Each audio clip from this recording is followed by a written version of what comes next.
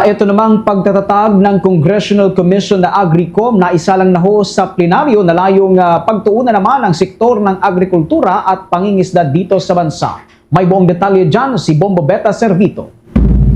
Naisalang nga sa plenary session ng mataas na kapulungan ng Kongreso ang Senate Bill No. 1624 sa ilalim ng Committee Report No. 22 ang paglikha ng Congressional Commission on Agriculture, Fisheries and Food Security o tinatawag na Agricom. Inisponsor ni Senator Francis Kiko Pangilinan ang panukalang batas na ito na sinang-ayunan at sinuportahan din ng ilang senador. Kabilang sa mga naging co-sponsor sina Senator Rodante Marcoleta at Senator Robin Padilla. Ayon kay Senator Pangilinan na siya ring chairman ng Committee on Agriculture, nasa krisis ang sektor ng agrikultura at pangingisda na ramdam ng buong bansa. Ang nasabing panukalang batas ay naglalayong magtaguyod ng sistematikong pagtugon sa isyu ng supply ng pagkain at pagpapatatag ng hanap buhay ng mga mangingisda at magsasaka sa kabila ng ilang dekadang pakikibaka sa krisis. Kaugnay niyan, pakinggan natin ang naging pahayag ni Senator Kiko Pangilinan. Ito ang krisis na kinahaharap natin. Nagkakandakakuba sa hirap at edad ang mga magsasaka at mangingisda, mataas at sumpungin ang presyo ng pagkain at milyong-milyong pamilyang Pilipino ang walang kakayahang kumain ng masustansya at sapat sa bansang mayaman ng dagat at lupa. The Agriculture, Fisheries and Food Security Commission is not just another committee. It is a chance to finally confront what is broken in our agri and fisheries sector and fix it before the costs grow even higher and the hunger affects even more.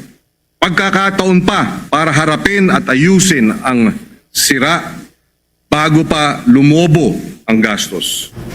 Dagdag pa niyang Agricom ay hindi lamang isang komite kundi magsisilbing mekanismo upang ayusin ang sirang sistema ng agrikultura at pangingisda sa bansa. Inihayag din ni Senator Padilla ang kanyang suporta kung saan sinabi niyang makakatulong ang Agricom upang ayusin ang direksyon ng agrikultura sa bansang puno ng yamang lupa at yamang dagat. Narito naman ang naging pahayag ni Senator Robin Padilla.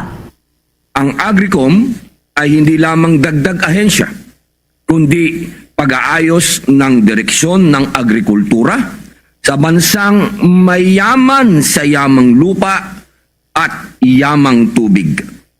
Napapanahon na para sa isang komisyong magsusuri ng mga polisiya at gastusin ng sektor ng agrikultura at pangingisda. Binigyang diin ni Senator Pangilinan ang pangangailangan ng Agricom upang magsilbing gabay sa pagbibigay ng rekomendasyon para sa kumpleto at may direksyon na reforma sa sistema ng agrikultura at pangingisda.